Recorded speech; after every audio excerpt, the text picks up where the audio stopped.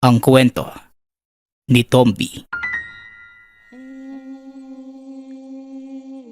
Ang kwentong ito ay hango sa totoong buhay. Mula ito sa isa nating tagapakinig. Naitago na lang natin sa pangalang Alexa. Walang eksaktong taon. Probinsya ng Leyte. Bandang 5:00 ng hapon na mga sandaling yun. May badya ng malakas na ulan. Minamadali na ni Alex ang tulungan ang mag-iinang nasa tanggapan. Magsasampung taon na rin niya itong ginagawa. Magmula noong matutunan ang paggawa ng habak. Pangontra ng mga sanggol at bata laban sa anumang banta ng kapahamakan. Lalo na sa puwersa ng mga nilalang at elemento. Alexa, maraming salamat talaga sa serbisyo mo. 5 na ang mga anak ko at wala silang dinamdam. Dahil dyan sa pangontra mong habak, talagang mabisa at pinoproteksyonan laban sa kasamaan. Oo naman, pasalamat tayo. Hindi natuloy ang paglipat ni Alex sa ibang bayan dahil hanggang ngayon, ligtas tayong lahat. Ligtas talaga tayo. Dahil hindi lang mga bata ang pinoproteksyonan ng habak, pati na tayong matatanda. Naku, salamat po sa mga papuri. Ginagawa ko lamang po ang aking makakaya para makatulong sa inyo. Aba, mana ka talaga sa yumao mong lola. Noong nabubuhay pa, ganito rin ang ginagawa niya. Mabuti na lang at naturuan ka niya. Tignan mo, naipagpatuloy mo ang kanyang layunin. Napapangiti na lamang si Alexa sa papuring ibinibigay ng mga inang matagal na rin niyang tinutulungan. Ngunit sa kaparehong pagkakataon, nakaramdam din ito ng kirot sa muling pag-alala sa yumaong lola na nagturo sa kanya ng lahat. Mahigit 10 taon na rin ang lumipas noong mamaalam ito. 10 taon na ding naghahanap kung sino ang pumatay. Hindi naman totoong naaksidente o nasagasaan si Lola Maris. Ang totoo, may aswang na humabol sa kanya noong gabi at sa kasamaang palad. Napuruhan at napatay. Lumabas na nasagasaan ang truck dahil matapos mapatay ng aswang sa gitna ng daan. May dumaang truck na lasing ang nagmamaneho. Nalatayan ang bangkay. Subalit patay na ito bago pa man mangyari yon. Napangiti na lamang si Alexa sa mga nanay na nagpapaalam sa kanya. Naaaliw itong inihahatid ng tanaw ang mga ito dahil sa karga-kargang mga sanggol. Napawi lamang ang ngiti nang makita kung sino ang nasa bakod. Si Itong. Dali-dali itong tumalikod ngunit bago pa man maisara ang pinto, nakaharang na ang lalaki. Uy, Alexa, ilang araw mo na akong iniiwasan. Ano bang kasalanan ko para hindi mo ako kausapin? Parang isang kasalanan yung nararamdaman natin. Itong, alam mo yun noon pa man. Ano naman? Mahal kita, Alexa. Wala akong magagawa. Hindi ko rin gustong kontrahin ang puso ko na ikaw lang ang tinitibok. Bakit ayaw mong pagbigyan ng tayo? Napaiwas ng tingin ng dalaga, kasabay ng buntong hininga. Paulit-ulit na lamang sila sa ganitong usapan. Itong, kahit sabihin pang mahal natin ang isa't isa, hindi pa rin pwede. Dahil tao ako at aswang ka. Gumuhit ang sakit sa mukha ni Itong. Biglang bumagsak ang mga balikat buhat sa narinig. Nagsimula na ring mamuo ang luha sa gilid ng mga mata. Pasensya na Itong. Huwag na nating ipilit ang hindi pwede. Mabigat man sa kalooban, tuluyang pinagsarahan ng pinto ni Alexa si Itong. Nakayukong naglakad palayo. Samantalang nagpipigil na maluha si Alexa. 8 taon na ang nakalilipas nang magkakilala silang dalawa. Isang gabi, nahuli sa pag-uwi si Alexa. May tricycle si Itong at nang makita sa daan, dali-daling pinasakay. Naramdaman namang kagad ni Alexa na isa itong aswang. Ngunit hindi niya magawang batuhin ang pangontra dahil sa kabaitan. Magmula ng sandaling yun, palagi na silang nagkakasalubong hanggang sa naglakas loob na lumapit sa kanya si Itong. Noong una, mababakas ang pagpigil nito na ipakita sa kanya kung gaano ito nasasaktan dahil sa pangontrang tangan. Nang makaramdam ng awa, hindi na siya nagdala ng pangontra sa tuwing magkakaharap sila. Ayaw mang aminin ni Itong na palihim itong nagdurusa. Nahahalata naman niya. Palagi na silang nagkakasama. Hatid sundo sa tuwing mapapadayo sa bayan para makabili ng kakailanganin, lalo na sa paggawa ng habak. Sa paglipas ng panahon, nahulog ang loob nila sa isa't isa. Subalit ng sandaling mapagtanto ang nararamdaman, si Alexa na ang kusang umiwas sa katotohanan na hindi pwedeng mapaibig ang tao sa aswang. Lalo na't isa siyang alagad ng lihim na karunungan na layong tugisin ang bawat kampo ng kadiliman. Kaya kahit mahal na mahal niya si Itong, pinili niyang umiwas at huwag magpadala sa bugso ng damdamin. Nang hindi na matanaw mula sa bintana ang binata, mas lalong bumigat ang damdamin ni Alexa.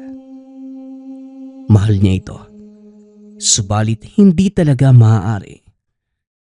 Sa muli niyang pagsilip sa labas, otomatikong napadampot ng langis sabay lakad papunta sa pinto.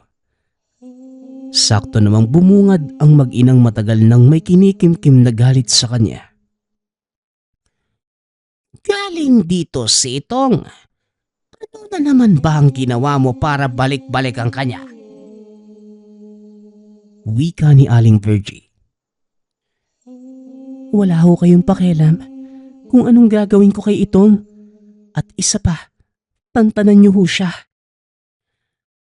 Huwag kang umasta na kaya mo, Alexa. Kung tutuusin, isang kampay ko lang ng aking kamay. Bubulagta ka na sa sahig. Nakaramdam ng galit si Alexa.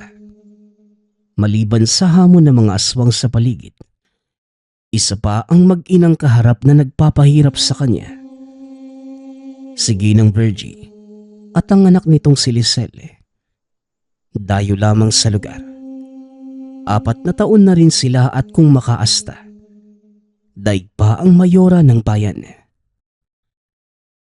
Kung may dapat mang ibigin sa ito, anak ko lamang na si Liselle. Lalong nandilim ang paningin ni Alexa sa narinig. Wala mang maituturing na sila ni Itong. Hindi pa rin niya maiwasang magselos sa tuwing may ibang babaeng nagpapantasya dito. Makapapayag naman siyang umibig ng iba si Itong, ngunit wag lamang ang Liselle na kaharap niya ngayon. Ilang taon yun ang ipinagpipilitan niyang anak niyo kay Itong, pero wala namang nangyari. Nagmukha lang kayong tanga. Dahil sa sinabi ng babae, tila nanigas ang panganigi ng Virgie at Liselle. Hahakbang na sana ang ginang para maipatikim kay Alexa ang talim na mga kuko. Ngunit hindi natuloy ng sumulpot sa Itong at humarang. Huwag kayong lalapit kay Alexa. Pati ang dalaga nagulat sa paglitaw ni Itong. Kagading nawala ang pagkagulat nang maalalang galing ito sa mataas na antas ng aswang. Sumusulpot kung saan nang hindi namamalayan. Itong, Tumigil ka. Huwag mong tawagin ang pangalan ko. Kayo, anong ginagawa niyo dito? pinagsasabihan ko lang si Alexa na itigil na ang kakailusyon sa'yo. Dahil kung may iibigin ka man, dapat lamang si Lisel yon.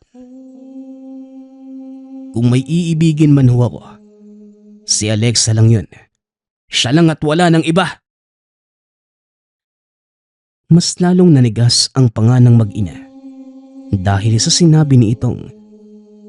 Ngunit pinili nilang kumalma at isawalang bahala na lamang dahil sa kanilang layo na makuha ang loob nito. Mukhang uulan na anumang oras ngayon. Mauna na kami. Ito, huwag ka na rin gumala-gala pa dahil masama ang timpla ng panahon. Wika ni Aling Virgie. Dahan-dahan nang lumakad palayo ang mag-ina. Nagmamadali namang pumasok ng tahanan si Alexa. Hindi binigyan ng pagkakataon si Itong. Nais sana nitong makiusap. Subalit na baling ang pansin sa kabilang dako kung saan may biglang dumaan. Naagaw ang pansin sa bagay na yon, kaya sinundan ang bakas ng nakitang kahinahinala. Napansin niyo ni Alexa. Hindi na nagtaka nang dalhin sa kanya ng hangin ang samyo ng aswang.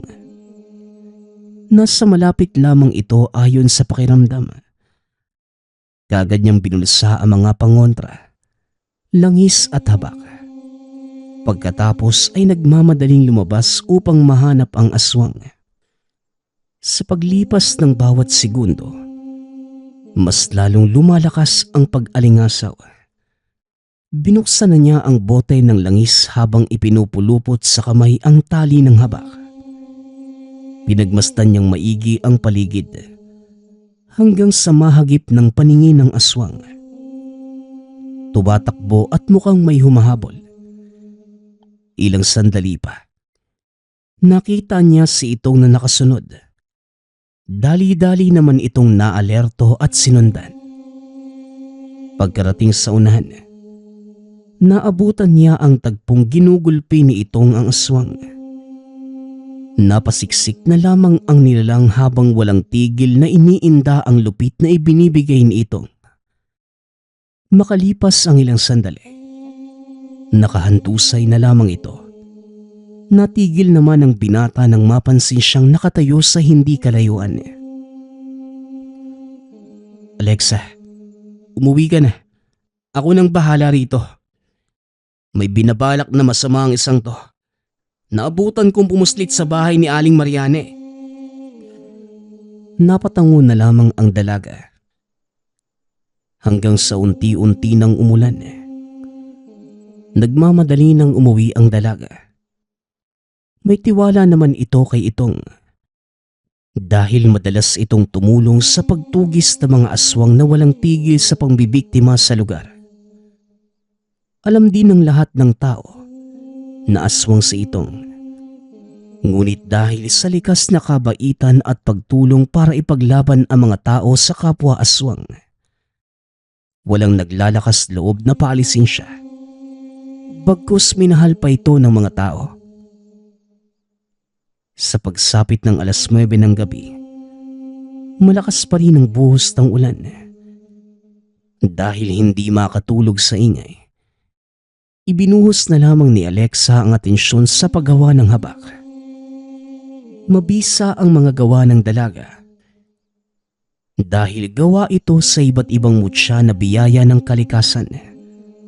Katulad ng mutya ng kidlat, bato omo, bato infinito, sinukuan, at orasyong Latin. Lahat ng ito ay kanyang pinagsasama-sama.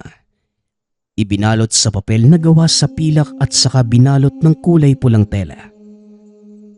Maiging tatayhiin ang bawat dulo pagkatapos. Lalagyan ang tali upang pwedeng ikabit sa pulsuhan o sa bewang. Dinadasalan niya rin ito tuwing araw ng Miyerkules at Biyernes. Sa ganap na 6:00 ng hapon. Matapos makagawa ng 10 habak, napatigil si Alexa na may kumalabog sa labas. Binitbit ang langis sa tinignan ng nangyari.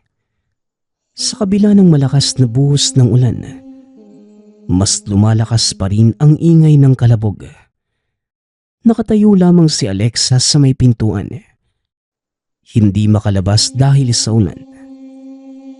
Tinignan niya ang paligid. Subalit wala siyang makita, ngunit alam niyang may aswang. Umaalingasaw ang amoy nito. Ilang sandali pa, ang aswang na ang kusang nagpakita sa kanya. Tumalon mula sa bubong ang nilalang na ngayon nanlilisik ang mga matang nakatingin kay Alexa. Kaagad namang binuksan ng dalaga ang bote ng langis.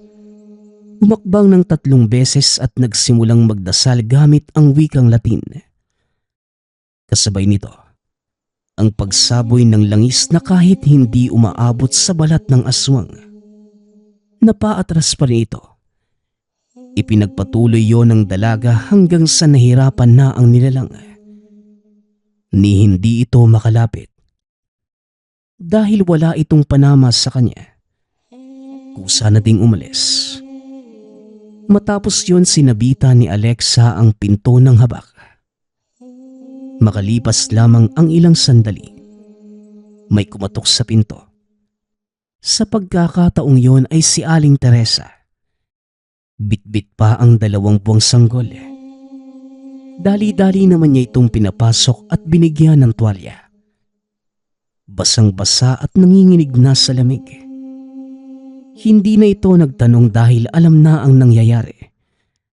Pagsilip sa bintana, may aswang na nakatago sa mayayabong na halaman sa hindi kalayuan. Alexa, tulungan mo kami ng anak ko. Wala kasi sa bahay si Mario. Umuwi ng probinsya dahil namatay ang kanyang ina. Kami lamang ng anak ko sa bahay. Inaswang pa kami. Kaagad namang kinabitan ni Alexa ng habak ang sanggol. Binigyan na rin niya si Aling Teresa. Pagkatapos, bumulong sa hangin ng orasyon sabay saboy ng langis. Katulad ng aswang na nauna niyang itinaboy, ganon din ang nangyari. Natataranta na lamang na umalis ang aswang habang napapahampas sa iba't ibang bahagi ng katawan. Ibig sabihin, nagawa niyang ipadala ang pangontrang langis sa hangin upang ipagtabuyan ang nilalang. Sa bahay na rin ni Alexa, tumuloy ang mag-ina sa takot na balikan ng aswang. Lumipas din ang gabi na mulat si Alexa. Maiging binantayan ng mag-ina. Kinabukasan, balik sa pagbibigay serbisyo si Alexa. Marami na din ang naghihintay sa bakuran. Mga taong umaasa sa kanyang pangontra.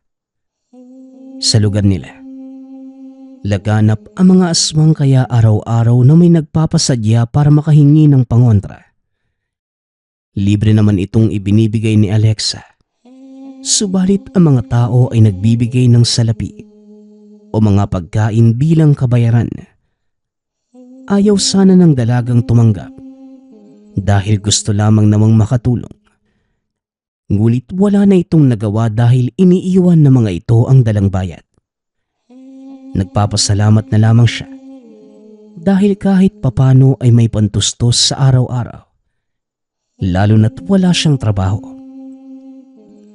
Sa kalagitnaan ng pag-asikaso sa mga bisita, napatingin si Alexa sa dulo ng pila. May lalaking kahina-hinala ang presensya. Pinakiramdaman niya ito ng husto hanggang sa napagtantong isang banta sa lahat. Binilisan niya ang pagkabit ng habak sa batang kaharap at nagpaalam pagkatapos. Bitbit niya ang langis at habak sa kabilang kamay. Diretsyong naglakad sa dulo ng pila, ngunit bago pa man siya makalapit, Nagmamadali nang lumakad palayo ang lalaki. Pagdating niya sa unahan, tumakbo ito. Walang pagdadalawang isip na sinundan, ngunit napatigil din matapos mahawakan ng kung sino sa braso. Paglingon niya, si Itong. Nang maramdaman pa ng lalaki ang dala niyang pangontra, kagad itong bumitaw at dumistansya. Ako nang bahala sa aswang na yan. Asikasuhin mo na ang mga tao. Ngumiti si Itong sa kanya at nagmamadali ng sinunda ng aswang. Naipagdasal na lamang niya ang kaligtasan ni Itong. Pagkabalik sa tahanan, bumungad naman sa kanya si Aling Virgie at Lisel. Kilala rin ang dalawang ito bilang mag-inang aswang. Kagad nagsitayuan ang mga tao at nagmamadaling pumasok sa bahay ni Alexa. Dahil alam nilang ligtas sila doon. Taas nopang nang mamaliit ang dalawa. Isa-isang ginigiba ang mga kagamitan sa bakuran. Hindi na nakapagtimpi si Alexa. Pinatikim niya ng dahas ang dalawa. Gamit ang habak. Nagmamadali itong lumapit kay Lisel at walang kung ano-ano'y ipinilupot sa leeg nito ang habak. Kitang-kita naman sa mukha ni Lisel ang pagkagulat. Pati ni Aling Virgie na nagsisigaw. Bitawan mo ang anak ko. Bitawan mo siya.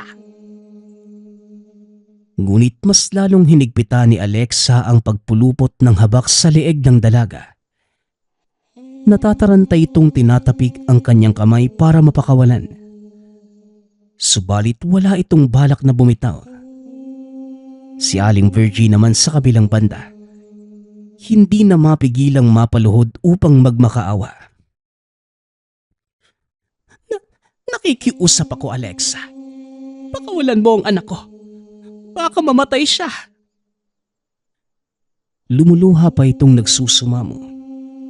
Paunti-unti na ding nangihina si Lisel.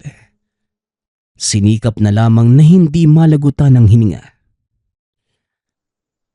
Ang kapal ng mukha niyong pumarito at manggulo. Tapos ngayon, luluhod kayo para magmakaawa. Mas talong lumakas ang pag-iyak ni Aling Virgie. Sabay lapit sa paanan ni Alexa upang makumbinse. Mas lalong idiniin ni Alexa ang habak.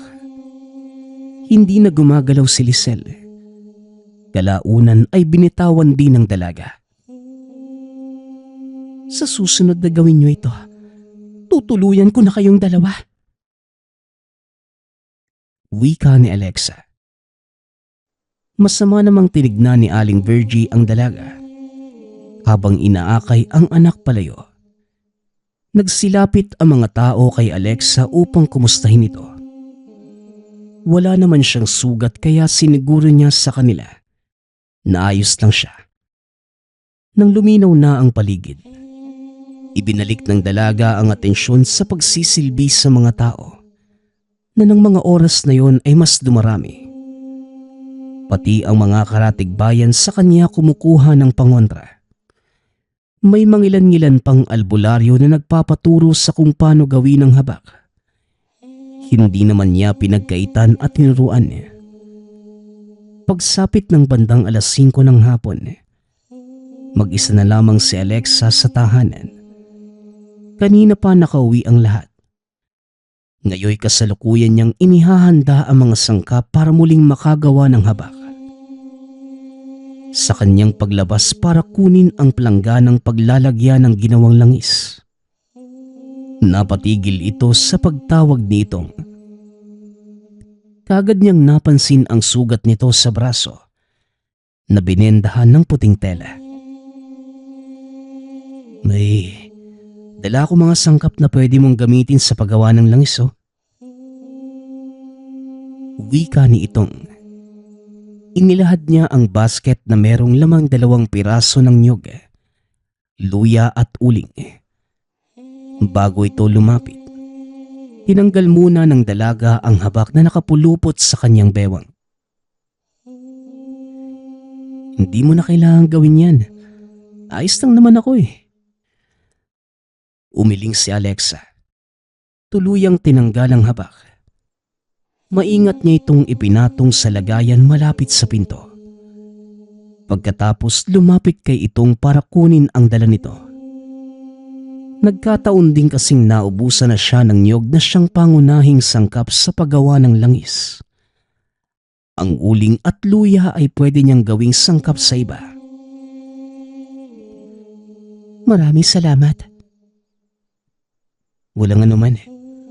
Siya nga pala, yung aswang kanina, naitumba ko na.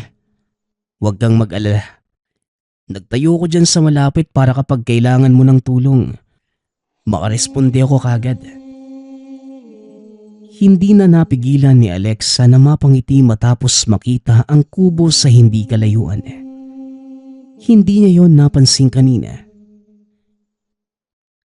Napakabilis naman yata ng paggawa mo. Oo, kasi parang napapadalas na yung pagdayo ng mga aswang dito sa atin. Hindi naman pwedeng pabayaan na lang kita. Karga-karga mo na nga sa balikat yung kaligtasan ng buong lugar eh. Ikaw at ang pangontra mong habak ang inaasahan ng lahat. Hindi pwedeng wala akong gawin dahil kung tutusin, may kasalanan din ako eh. Aswang ang gumagambala sa inyo at hindi naman ako naiiba sa kanila. Naiiba ka itong. Hindi ka naman nananakit ng tao eh. Kahit noon pa man. Gusto ko lang kasing mamuhay bilang tao kahit alam kong walang pag-asa. Nasa dugo ko na yung pagiging halimaw eh. Wala. Pinanganak na akong ganito. Wala sa sariling niyakap ni Alexa si Itong. Nakaramdam ito ng awa sa sinabi ng binata. Ilang segundo silang nagyakapan. Ngunit kumalas din sa isa't isa matapos marinig ang sigawan sa gawing kanan. Sa bandang may bahay-bahay. Aswang! May aswang!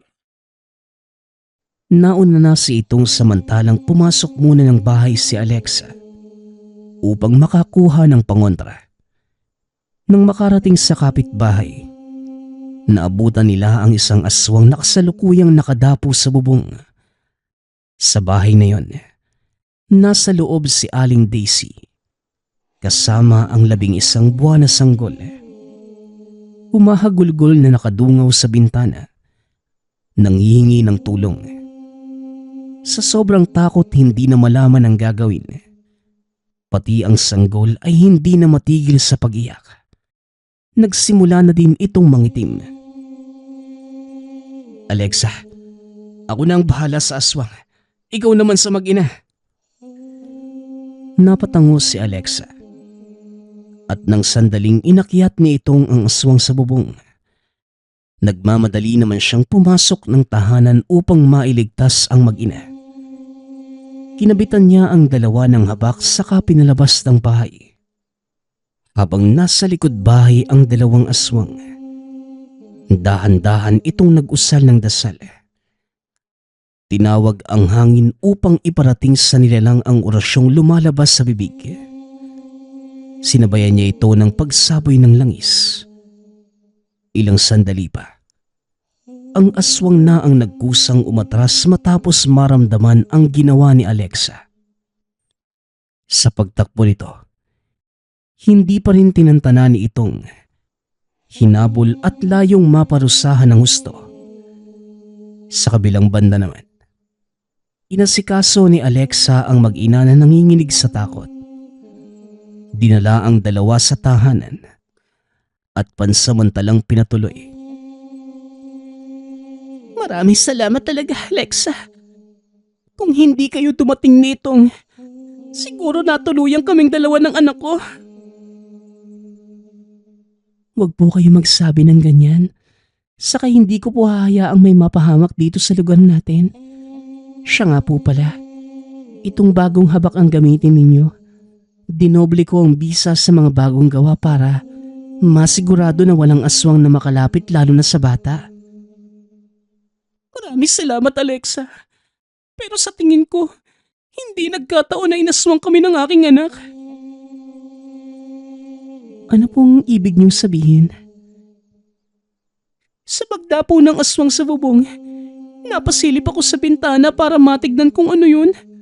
Tapos sa unahan, doon sa sagingan, nakita ko si Aling Virgie at yung anak niyang si Lisel. Nakangiti sila habang nakatingin sa bahay ko. Hindi kaya sila ang nag-utos na aswangin kami? Mahinang nahampas ni Alexa ang mesa sabay tayo. Hawak ang noo sa pagpigil ng galit. Huwag po kayong mag-alala. Sisingilin natin ang dalawang yan. Sisiguraduhin kong magbabayad sila ng doble sa ginawa nilang pananakot. Napahugot ng malalim na hininga si Alexa. Dali-dali itong lumabas ng tahanan. Hahanapin sana si itong ngunit si Lisel ang nakita. Nakatayo sa hindi kalayuan. Mahigpit niyang hinawakan ang habak at langis. Sinundan ang paglakad ni Lisel. Hindi niya alam kung anong binabalak nito basta sinundan lang. Dumating sila sa dulo ng sagingan. May hindi gaanong kalawakang espasyo doon na dating pastulan ng mga hayop. Wala nang pinapastol doon dahil palaging nawawala buhat ng pambibiktima ng mga aswang. Mabuti naman at nagkaharap tayo ngayong dalawa. Ngayon, magtuos tayo, Alexa. Ilang taon na rin ako nagpipigil. Hindi na ako makapaghintay na patayin ka. Tungkol pa rin ba ito kay Itong? Talaga bang ganyang kalaki ang inggit mo sa akin? Oo, dahil akin lang dapat si Itong. Ano bang meron sa iyong tao ka na nagkagusto sa iyo ang isang aswang? Napatawa na lamang si Alexa sa asal ni Lisel. Hindi niya lubos akalain. May paninibugho rin pala ang mga aswang. Binuksan niya ang bote ng langis at binalandra sa harapan ni Lisel ang habak. Kita naman niya ang bahagyang pag-atras nito. O sige, magtuos tayo ng sagayon. Mabawasan ang banta ng lugar namin. Pistado na rin kayo ng nanay mo. Kayong dalawa ang may pakana kung bakit patuloy na nanggugulo ang mga aswang. Oo, kami nga ni nanay ang nag-utos. Ano naman ngayon? Wala naman kayong silbi dahil mga tao lamang kayo. Mga taong kinakain lang naming mga aswang. Sa galit ni Alexa, walang pasabing isinaboy ang langis. Kagad namang napadaing si Lisel. Nahampas pa ang sariling muka sa pagkapit ng langis. Nilapitan niya ito at hindi na pinalampas ang pagkakataong yun. Nahagupitin ng sampal at hampas. Maayos pang nilagay sa palad ang habak upang sa pagsampal. Ito ang dadapo sa mukha ng aswang. Nagtagumpay naman at ilang sandali pa. Mababakas na ang pamumulat pagkapaso ng balat ni Lisel. Umalingaw-ngaw sa buong dako ang kanyang hiyaw. Nag-anyong aswang na rin subalit walang naging laban kay Alexa. Hindi niya ito tinantanan. Patuloy na hinahagupit ng sampal hanggang sa nanghina't bumulagtas sa lupa. Muntikan ka nang mamatay sa mga kamay ko noon, Lisel. Pero ngayon, hindi na ako makakapayag na mabuhay ka pa. Inalis ni Alexa ang habak sa palad. Persahang hinawakan sa baba si Lisel. Tinangkang ipalunok ang habak. Ngunit napalingon at napaiwas nang mapansin ang pagdating ni Aling Virgie. Galit na galit. Kagad din niya itong sinabuyan ng langis na naging dahilan upang mapasubsob sa lupa. Matapos mawalan ng balanse sa pag-ilag. Hindi na rin nakaligtas ng ibuhos ni Alexa ang huling laman ng bote na direktang tumama sa mukha ng ginang. Sa pagkakataong yun, dalawang boses na ang umieko sa paligid. Total, nandito naman na kayong dalawa. Magsama na kayo sa kamatayan. Mahigpit na hinawakan ni Alexa ang habak. Nagsimula na ring bumigkas ng orasyon ngunit natigil nang mapansin ang pagdating ng dalawang aswang sa magkabilaang direksyon. Sa pagkakataong ito, nakatawag na ng saklolo sa ibang kalahi ang mag-inang aswang na ngayon nagsidatingan. Bukod sa dalawang dumating, may iba pang pinalibutan si Alexa. Nagpapalipat-lipat ang paningin ng dalaga. Kinakabahan na rin siya dahil hindi sanay na makipaglaban sa higit na dalawang aswang. Hindi rin siya gaanong biyasa sa harap-harapang labanan dahil ang natutunan ay paggawa lamang ng pangontra laban sa mga nilalang. Tapusin niyo ang babaeng yan. Huwag niyong hahayaang mabuhay pa. Patayin niyo na. Utos ni Aling Virgie. Kagad namang nagsikilos ang mga aswang upang salakayin si Alexa. Nagmamadali namang umalis ang mag-ina upang iligtas ang kani-kanilang sarili na masyado nang napuruhan.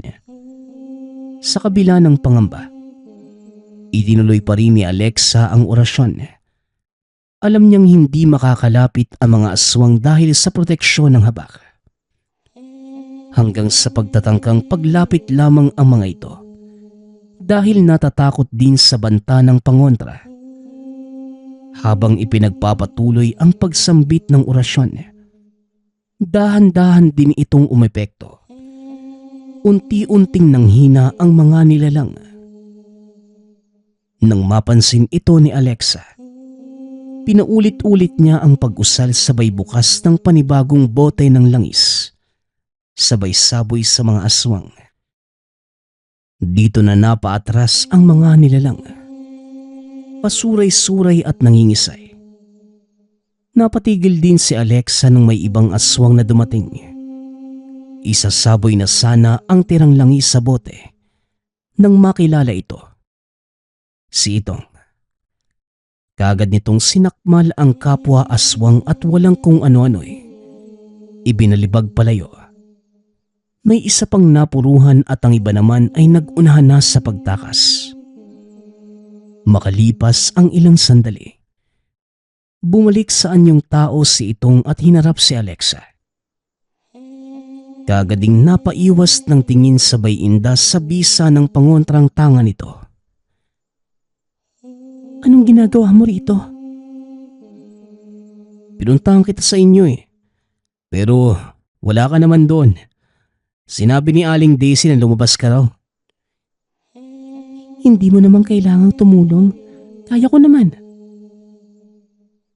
Alam ko. Pero hindi ko kayang hayaan ka na lang Baka kung mapano ka. Tama na Itong. Mas mabuti pang umalis ka na lang. Sa puntong ito, walang ibang naramdaman si Alexa kung hindi galit. Naiintindihan na niya ang nangyayari. Kung patuloy na lalapit sa kanya si Itong, patuloy ding manganganib ang lahat ng tao sa lugar. Dahil hindi titigil ang mag-inang aswang. At kung titigil naman si Itong, siguro'y matatahimik na ang lahat. Kagad na pinagsarahan ni Alexa ng pinto ang binata. Hindi rin magawang makapasok kahit sa bakuran dahil sa iniwang habak ni Alexa. Napaupo na lamang ito sa hindi kalayuan. Hinihintay na dumungaw si Alexa sa bintana. Ngunit sumapit na lamang ang hating gabi. Hindi yon nangyari. Hanggang kailan mo ipagtatabuyan si Itong? Alexa, hindi mo man aminin, mahal mo rin siya. Alam kong mahirap dahil sa lungat ang kapalaran niyo. Tao ka na layong magsilbi sa lihim na karunungan, samantalang aswang naman si Itong. Pero makikita naman kung gaano siya nagsusumikap na umayos at pumuhay bilang tao. Hindi ba? Kinakargo mo ang banta ng aswang sa lugar natin. Tinatapatan ka naman niya tinutulungan. Alexa, kung mamarapatin mo, Bakit hindi mo pagbigyan ng pag-iibigan ninyo? Napabuntong hininga na lamang si Alexa sa sinabi ni Aling Daisy. Napangiti na lamang ito at nagpaalam nang bumalik sa kwartong tinutulugan. Kahit gusto niyang subukan at sumugal sa pag-ibig, nagdadalawang isip naman siya dahil sa dami ng balakid. Maliban sa salungat nilang katauhan, nandyan din ang mag-inang Aling Virgie at Lisel na handang gawin ang lahat para lamang magkahiwalay sila. Ang mas malala pa, dinadamay ng mga ito ang mga tao. Nauna na niyang pinanghawakan ang pangakong pagsisilbihan at ipagtatanggol ang kapwa-tao laban sa mga aswang. Kaya may pag-aalangan siyang pagbigyan ang pagmamahalan nila ito, kung kapalit nun ay kapahamakan ng lahat. Sa kalagitnaan ng malalim na pag-isip, napatingin si Alexa sa bote ng mga langis na nakahilera sa mesa. Kumukulo ang mga yon. Ilang sandali pa biglang naubos ang likidong laman. Nagmamadali itong naghanda. Dinampot ang nag-iisang boteng may kaunting laman. Kumuha na rin siya ng ilang habak sabay labas. Pagkarating sa bakuran, hinugot niya ang itak na nakasabit sa dingding. Pagkatapos, pinakiramdaman ng paligid. May aswang na umaaligid.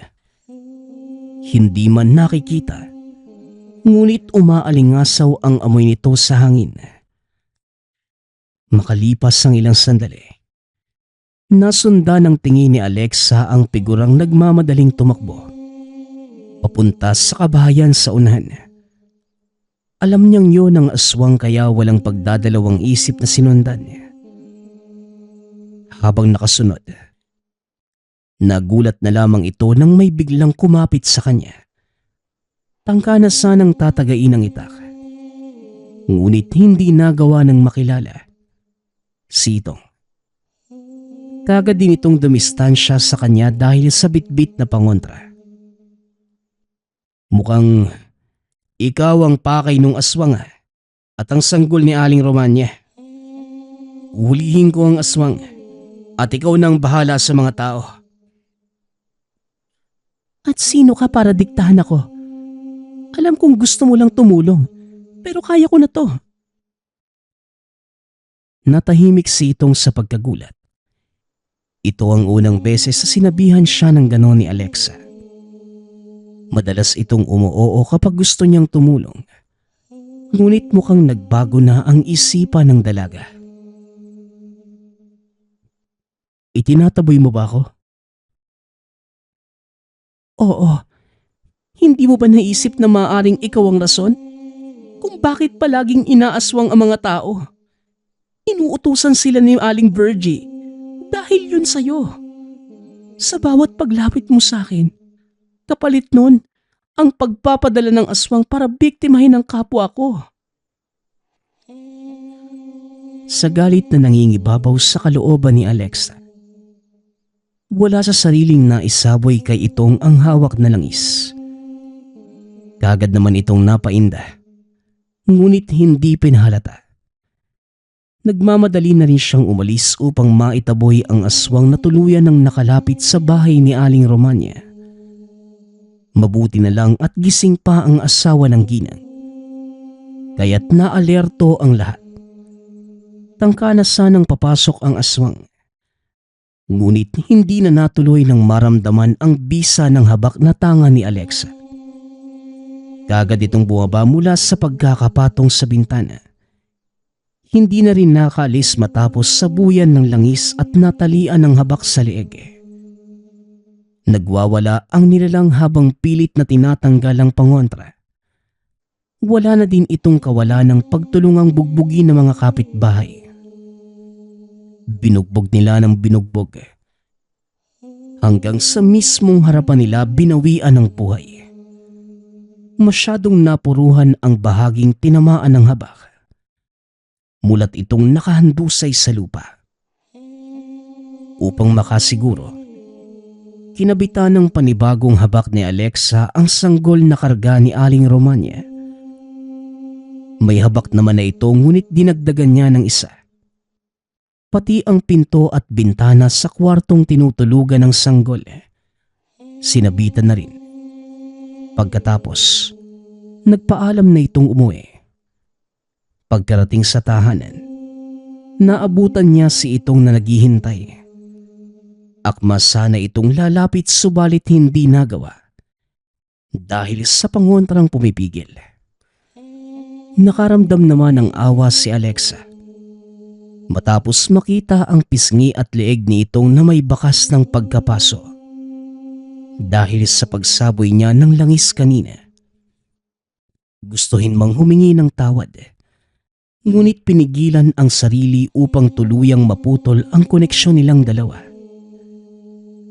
Kinabukasan, lumabas ng tahanan si Alexa at narinig ang bulungan ng mga kapitbahay. Alam kong mabait si Alexa, pero hindi naman maitatanggi na may kasalanan din siya sa nangyayaring pang-aswang sa atin.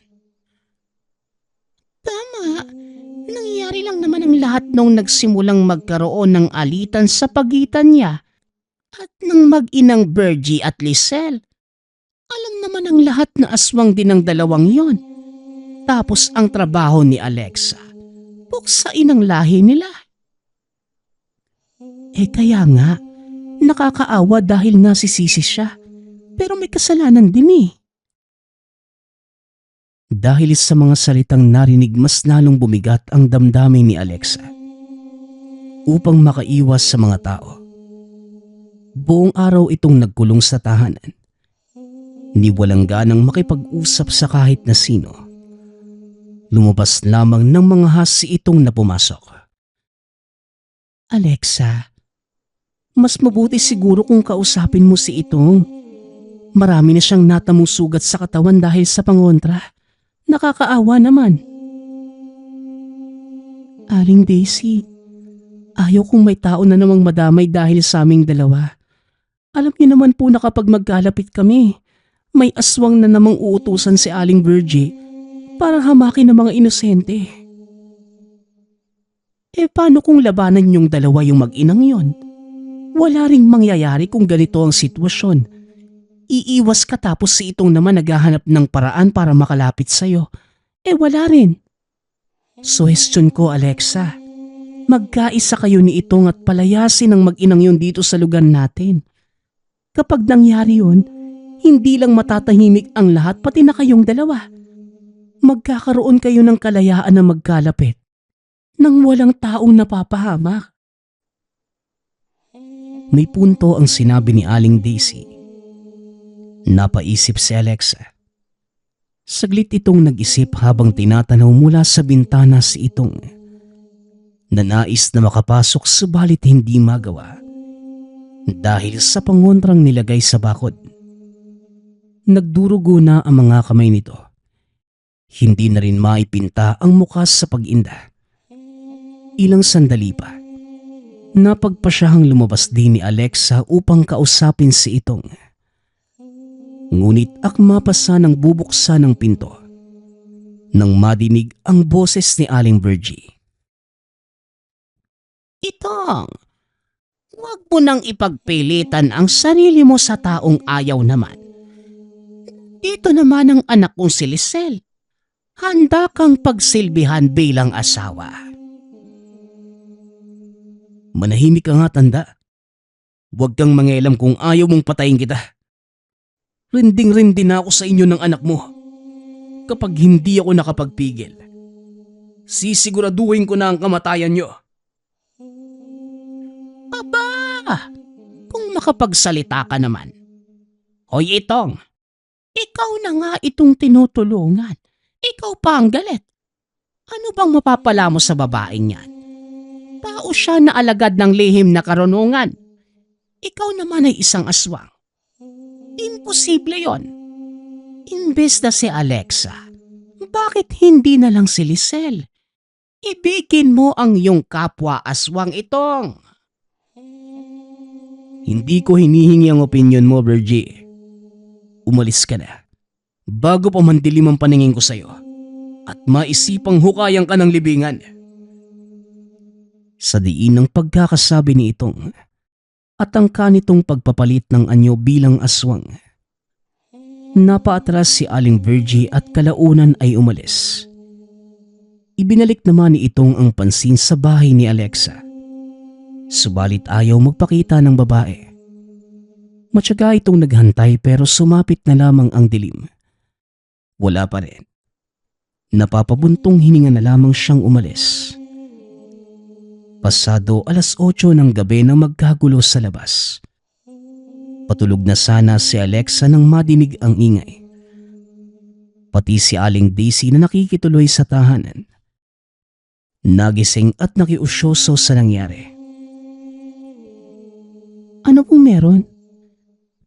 Mga aswang. Diyos mio, napakarami nila. Pagtingin ni Alexa sa labas, nagkandaugaga na ang lahat dahil sa dami ng aswang. May ilang nanlaban ngunit nasugatan din. Hindi naman makalapit sa bahay ang mga nilalang. Lalo na yung may pangontrang habak sa bahay. Nasa bakuran lamang ang mga ito at kagad sinusunggaban ang sino mang makitang lumalabas.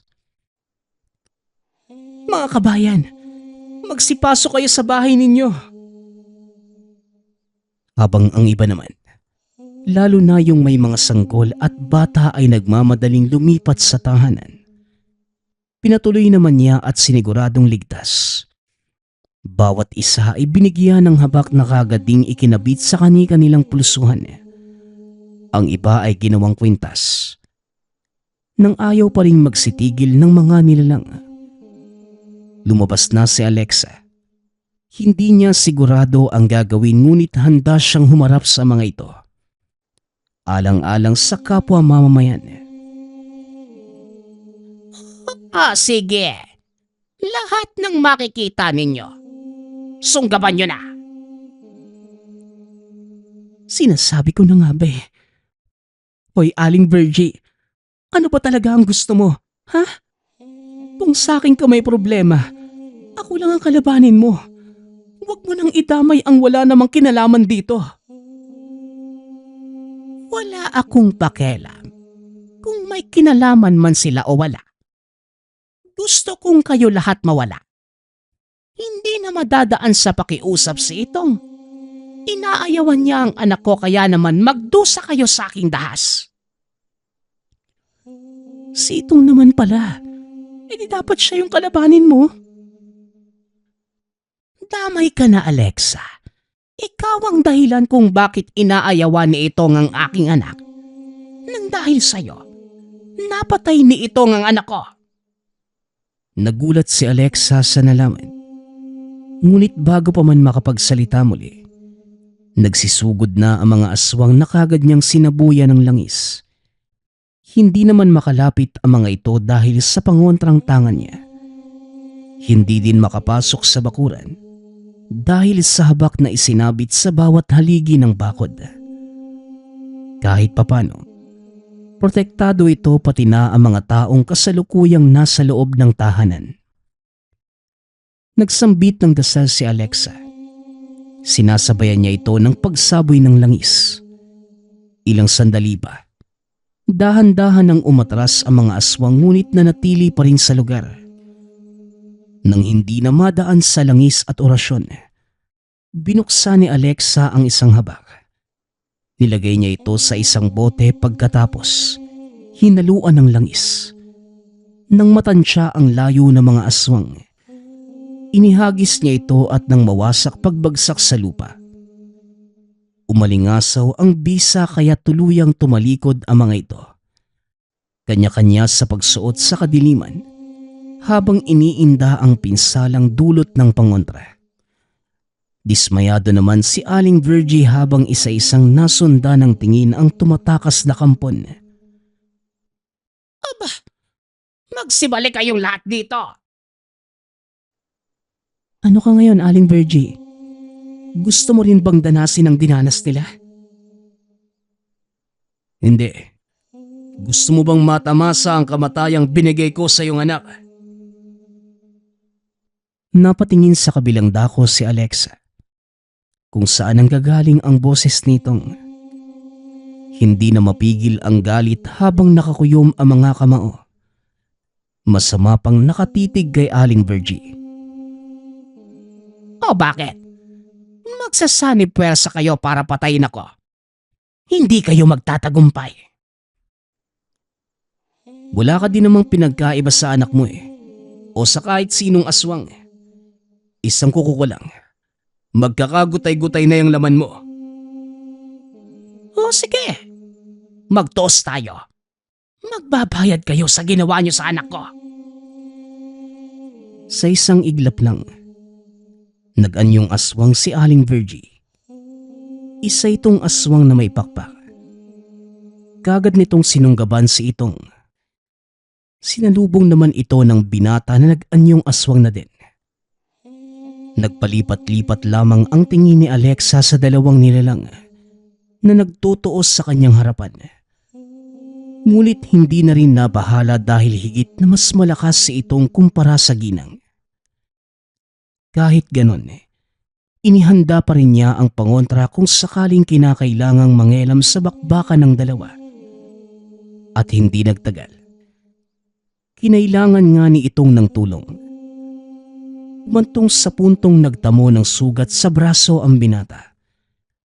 Napuruhan ito dahil hindi kagad napansin ang atake ng ginang. Sinubukan niyang hulihin. Ngunit inilipad lamang siya at binagsak. Napadaing pa matapos tumama ang katawan sa bakod na merong nakasabit na habak. Lalapitan sana ito ni Alexa. Ngunit dali-dali ding dumistansya dahil mas lalong napahiyaw si itong sa dala niyang pangontra. Si Aling Virgie na lamang ang binalingan ng pansin na ngayoy bumulusok dahil nagtamo na rin ng sugat sa iba't ibang bahagi ng katawan niya. Napuruhan ng gusto ang leeg buhat sa pagkakakagat ni itong. Nabali pa ang kanang pakpak. Tama na, Aling Virgie. Manahimik ka na. Hindi na binigyan ng pagkakataon ni Alexa ang aswang. Kinuha niya ang habak na nakasabit sa bewang. Ang habak na masigit ang bisa kumpara sa mga habak na nagawa. Ikinabit niya ito sa leeg ni Aling Virgie. 2 segundo lang ang lumipas. Hindi na ito matigil sa pangingisay at pagwawala. Sinubukan pang tumayo para makatakas. Subalit dinaig na ng puwersa ng habak. Muling napasubsob sa lupa at hindi na kinaya ang parusang natanggap. Hindi nagtagal. Unti-unti nang lumamig ang bangkay ni Aling Virgie. Ganun na lamang ang pag-iyak ni Alexa matapos mapagtanto na sa wakas. Natapos na rin ang ilang taong kalbaryong hatid ng mag-inang Aling Virgie at Lisel. Ngayong wala na sila. Hiling niya ang kapayapaan at kaligtasan ng lahat. Lumipas ang 2 linggo. Payapa na ang buong lugar. Naninibago pa sila dahil kakaiba ang kapayapaan ngayon kumpara noong mga nagdaang panahon. Pakiramdam nila, malayo na sila sa anumang kapahamakan.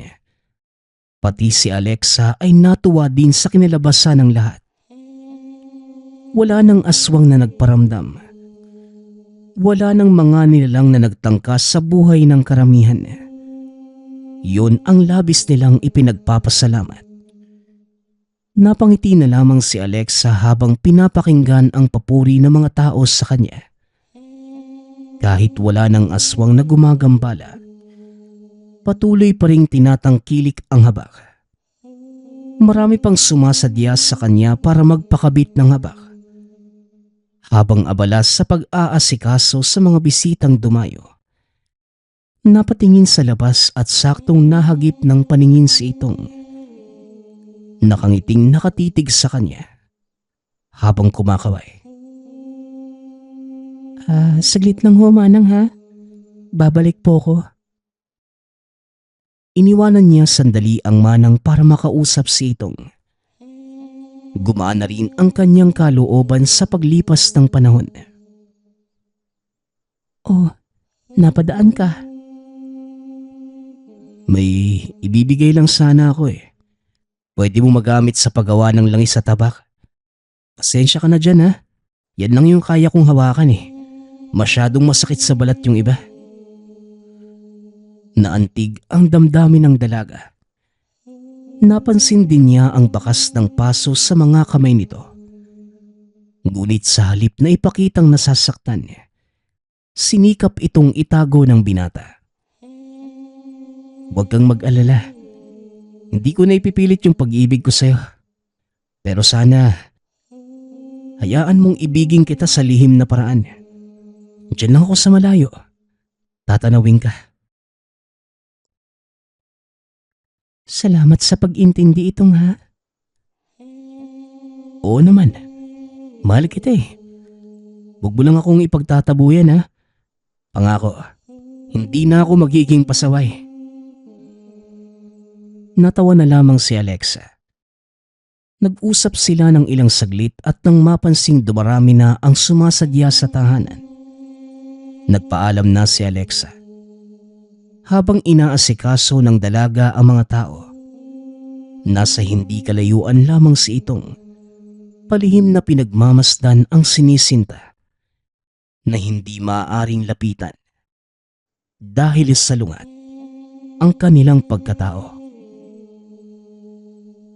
Nagpapasalamat nga pala ako sa lahat ng sumusuporta sa ating channel. Nawa ay patuloy niyong suportahan at pakinggan ang ating mga kwento. Hanggang sa muling pakikinig.